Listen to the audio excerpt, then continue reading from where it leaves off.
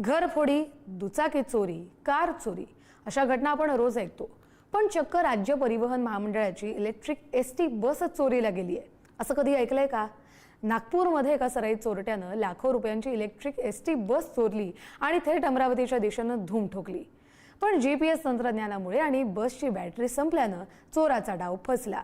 पोलिसांनी बस चोरट्याला ताब्यात घेतलं. नेमकं काय काय घडलंय पाहूयात या बस चोरीचा हा स्पेशल रिपोर्ट. प्रवाशांना सुरक्षित प्रवास घडवणारी इलेक्ट्रिक एसटी बस, पण याच बसनं एका सराईत चोरट्यालाच प्रवास घडवलाय. नागपूरच्या इमामवाडा आगारातून गुरुवारी रात्री एका चोरट्यानं इलेक्ट्रिक एसटी बस अगदी सहज आगाराबाहेर काढली आणि कोणालाही संशय न येऊ देता अमरावतीच्या दिशेनं निघाला. पण बस चोरीला गेल्याचं लक्षात येताच एसटी प्रशासन आणि पोलिसांची धावपळ सुरू झाली. मात्र बसमधल्या अत्याधुनिक GPS ट्रॅकिंग सिस्टीममुळे बसचं लोकेशन क्षणाक्षणाला मिळत होतं. लागलीच नागपूर आणि अमरावती पोलिसांनी संयुक्तपणे कारवाई करत बसचा पाठलाग सुरू केला. पण पोलिसांना चोरापर्यंत पोहोचण्याआधीच चोरट्याचा वेगाला ब्रेक लागला.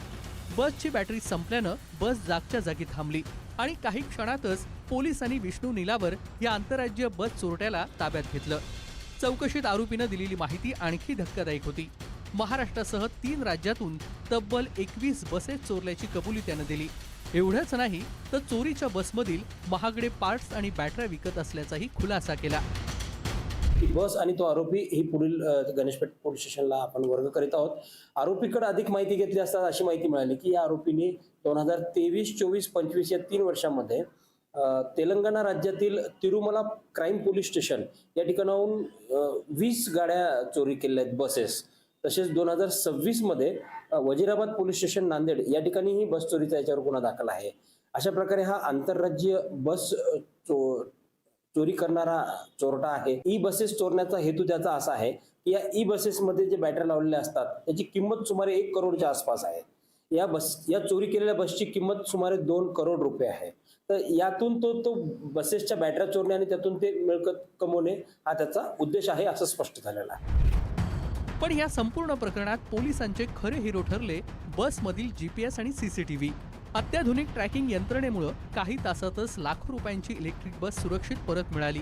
मात्र या घटनेनं एसटी प्रशासनाच्या सुरक्षा व्यवस्थेवर मोठं प्रश्नचिन्ह निर्माण केलंय. कारण एसटी आगाराच्या गेटवर कोणतीही नोंद न होता बस थेट आगाराबाहेर कशी गेली? सुरक्षा रक्षक कुठे होते? रात्रीच्या वेळी बस बाहेर पडताना कोणाचंही लक्ष कसं गेलं नाही, असे अनेक प्रश्न उपस्थित झाले आहेत.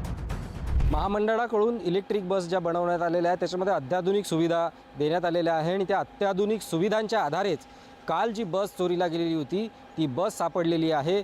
खऱ्या अर्थानं या इलेक्ट्रिक बसेसमध्ये ज्या पद्धतीनं GPS डिव्हाइस बसवण्यात आलेल्या आहेत त्या GPS डिव्हाइसद्वारे केवळ बस कुठे आहे हेच नाही तर बस कोणत्या स्पीडनं चालू आहे, बस कुठल्या थांब्यावर थांबलेली आहे याची इत्थंभूत माहिती या आगारामध्ये प्राप्त होत असते आणि त्याच आधारे या चोरट्याला पकडण्यात काल यश मिळालेलं आहे. नवीन एक त्यामध्ये टेक्नॉलॉजी, त्यामध्ये सर्व काही गोष्टी ट्रॅकिंग सिस्टममध्ये आपण दिलेलं आहे. त्यामुळे आपल्याला सोयीस्कर जाते की कुठेही बस अगर जात असली तर आपण इथून बसून आपण त्या गोष्ट आपण ट्रॅक करू शकतो. त्या बसला कुठे स्टॉप दिलेला आहे, कुठे विना स्टॉप बस चालत आहे आणि स्टॉप व्यतिरिक्त बस कुठे चाललेली आहे का, या सर्व गोष्टी आपण त्यामार्फत आपण ट्रॅक करून घेत आहे. दरम्यान नागपूरच्या गणेशपेठ पोलीस ठाण्यात बस चोराविरुद्ध गुन्हा दाखल करण्यात आला. मात्र चोरानं तब्बल 21 बसेस चोरल्याची कबुली दिल्यानं ही केवळ एका बसची चोरी राहिलेली नाही तर एसटीच्या सुरक्षा व्यवस्थेतील मोठी पोकळी उघड करणारी घटना आहे. कारण बस इलेक्ट्रिक होती पण सुरक्षेची व्यवस्था मात्र पूर्णपणे डिस्चार्ज झाल्याचे ह्या घटनेतून समोर आलंय. सुदैवानं बसची बॅटरी संपली म्हणून चोर पकडला गेला. पण जर चार्जिंग पुरेसं असतं तर ही बस नेमकी कुठपर्यंत पोहोचली असती, यातून एसटी प्रशासनाला जाग आली असती का, हा कळीचा मुद्दा समोर आलाय.